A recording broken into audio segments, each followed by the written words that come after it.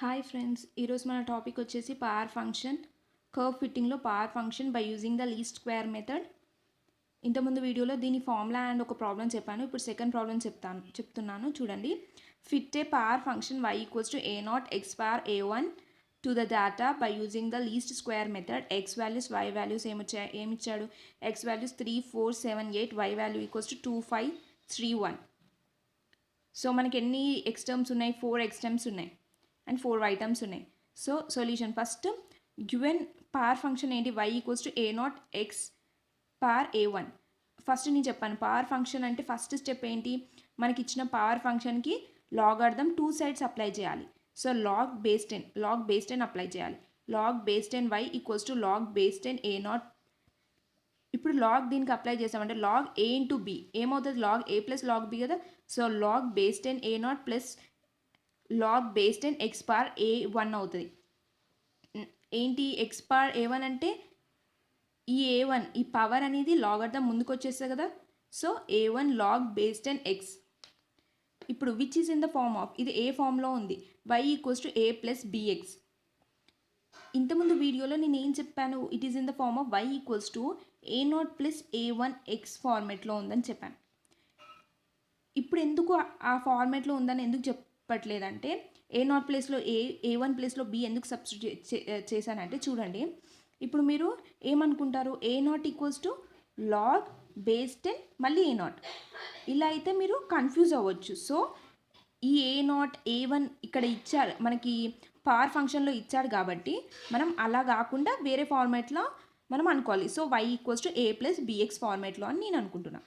నార్మల్గా మీరు కూడా y equals to c plus dx ఫార్మేట్లో ఉన్నట్టు మీ ఇష్టం ఎలా అయినా అనుకోవచ్చు. So y equals to a plus bx ఫార్మేట్లో ఉందని నేను అనుకుంటున్నాను. సో ఫస్ట్ దీన్ని బట్టి మనం నార్మల్ ఈక్వేషన్స్ రాసుకుంటాం. సో నార్మల్ ఈక్వేషన్ ఏంటి?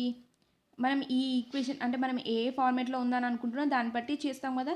Summation i equals to 1 to m yi equals to first టర్మ్కి ఎప్పుడు m ఉంటుంది? m a plus b summation of i equals to 1 to m xi. Next first టర్మ్లో ఏ ఉంటుంది? సెకండ్ టర్మ్కి b ఉంటుంది. ఇక్కడ ఉన్న సెకండ్ టర్మ్ ఇక్కడ వస్తుంది. Summation i equals to 1 to m xi plus already b term b ఉంటుంది. Summation i equals to 1 to m xi whole square. ఇవి రెండు ఫస్ట్ ఈక్వేషన్. ఒకవేళ చూడండి ఇప్పుడు ఈ ఏ ప్లేస్లో నాకు a0 ప్లస్ a1 x ఉందనుకోండి.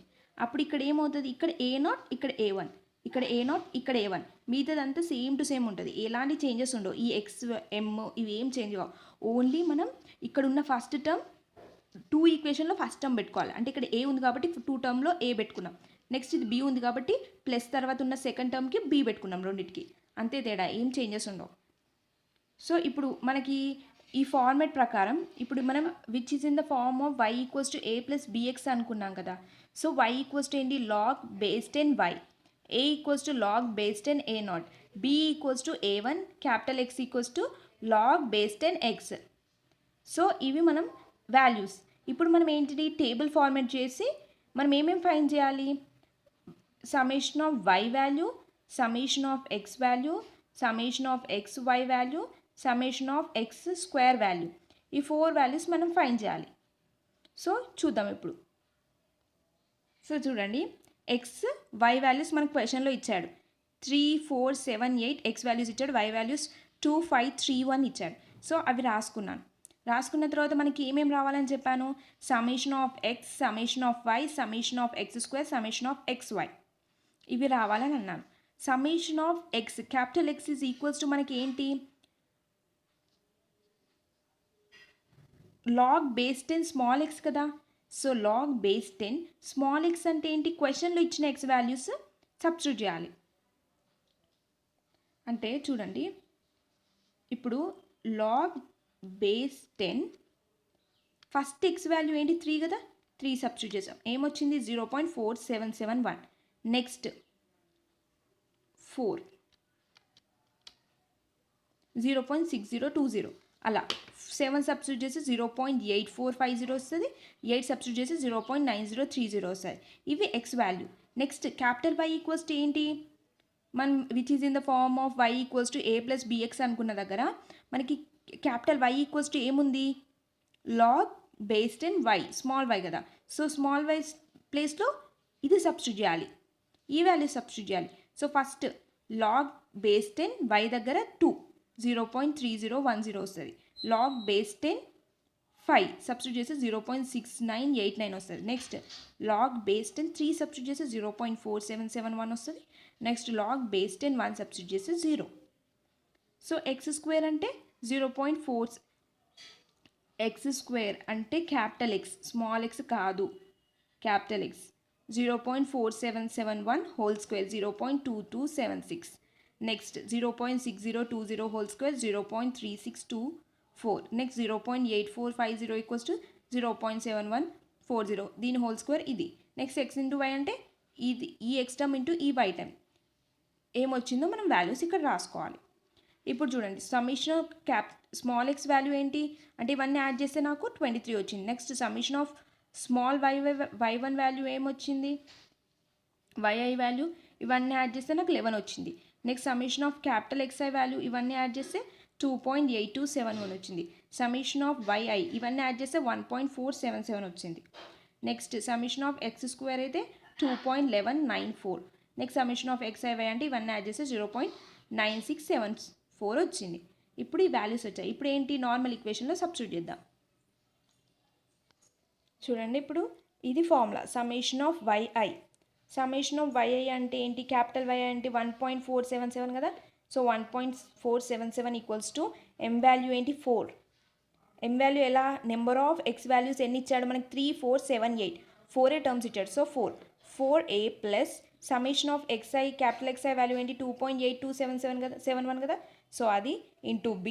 Next summation xi yi value ఎంత 0.9674 equals to a into summation of capital xi value ఏంటి 2.8271 plus b into summation of xi whole square అంటే 2.1194.